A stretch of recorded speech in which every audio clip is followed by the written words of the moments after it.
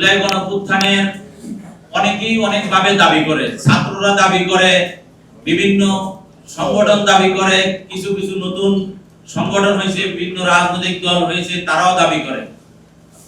আপনারা ইতিমধ্যে দেখেছেন যখন অন্তর্বর্তী সরকার গঠন হওয়ার পূর্বেই জামাত ইসলামের আমির ডক্টর শফিকুর রহমান বলেছেন একদম স্পষ্টভাবে জুলাই গণঅভ্যুত্থানের প্রধান সেনাপতি কে ছিলেন? প্রধান সেনাপতি তারেক রহমান। কে ছিলেন?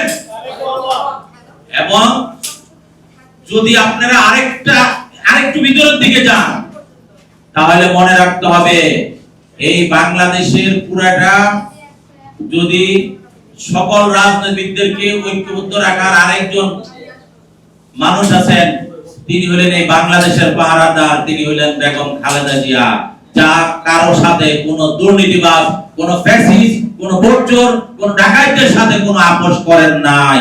করেছে কিনা? যে আপোষ করেন নাই আমাদের শহীদ প্রেসিডেন্ট জিয়া রহমান 1971 সালে বাংলাদেশ স্বাধীনতার ডাক দিয়েছেন সর্বপ্রথম শহীদ প্রেসিডেন্ট জিয়া রহমান। উনি যেভাবে পাকিস্তানি হানাদার বাহিনীর সাথে আপোষ করেন নাই, ঠিক তেমনি ভারতীয়দের সাথে কোনো আপোষ করেন নাই এবং কোন পশ্চিমা বিশ্বের সাথে কোনো আপোষ করেন নাই। উনি চেয়েছিলেন ইন্ডিপেন্ডেন্ট বাংলাদেশ এবং উনি যখন ডাক দিয়েছেন পুরা 7.5 কোটি জনগণ ঐক্যবদ্ধভাবে ঝাঁপিয়ে পড়েছেন। ঠিক তেমনি একইভাবে যোগ্য পিতার যোগ্য সন্তান, এটা বলতে হবে আমাদের। এবং আমি এই হলে আজ থেকে 5 বছর আগে বলেছিলাম তারেক রহমান শিশু মুক্তিযোদ্ধা, এই কথাটা আমরা বলেছিলাম। আপনারা হয়তো সেদিন আমাদের মেজর হাফিজ সাহেব ছিল, আমাদের মির্জা ফখরুল ইসলাম আলমগীর সাহেব ছিল, উনিও বলেছেন। আওয়ামী লীগ তখন বহু কথা বলেছে তারেক রহমান শিশু মুক্তিযোদ্ধা। আমি বলবো অবশ্যই তারেক রহমান শিশু মুক্তিযোদ্ধা, কারণ তারেক রহমান এবং বেগম খালেদা জিয়া সিদ্ধেশ্বরীর এইদিকে যখন যুদ্ধ চলে ওনাদেরকে বিভিন্ন জায়গায় লুকিয়ে থাকতে হয়েছে সন্তানকে, সেই সময় যুদ্ধের সময়।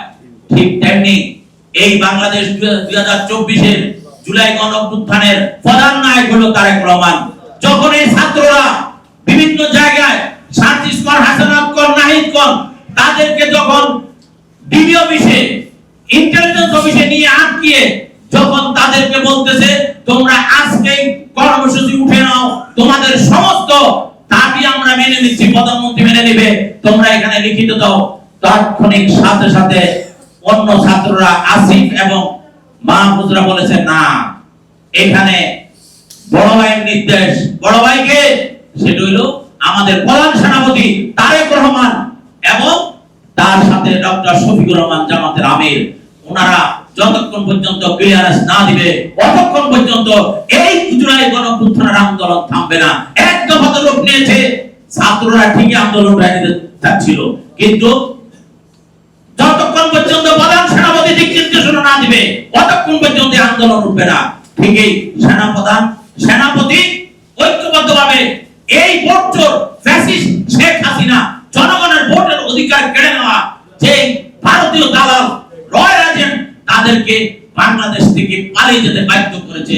সেটা হলো বিএনপি যে সেনাপতিরা যদি ঐক্যবদ্ধ না থাকতো, জামাতের সেনাপতির ঐক্যবদ্ধ না থাকতো, আমাদের মোস্তাফিজুর রহমান লেবার পার্টির ইরান ভাই এবং আমাদের ন্যাশনাল ডেমোক্রেটিক পার্টি জাতীয় সমন্বয় দল 12 দলীয় জোট সকল ঐক্যবদ্ধ গণতন্ত্র মঞ্চ সহ আমার স্পষ্ট খেয়াল আছে।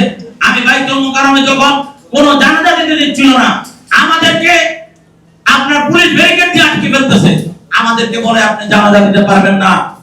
যখন 16 জুনে আবু সাইদ এবং মুগ্ধকে হত্যা করা হয়, আমরা বলছি আমার সন্তান যেহেতু রক্ত দিয়েছে আমরা কেন ঘরে বসে থাকবো?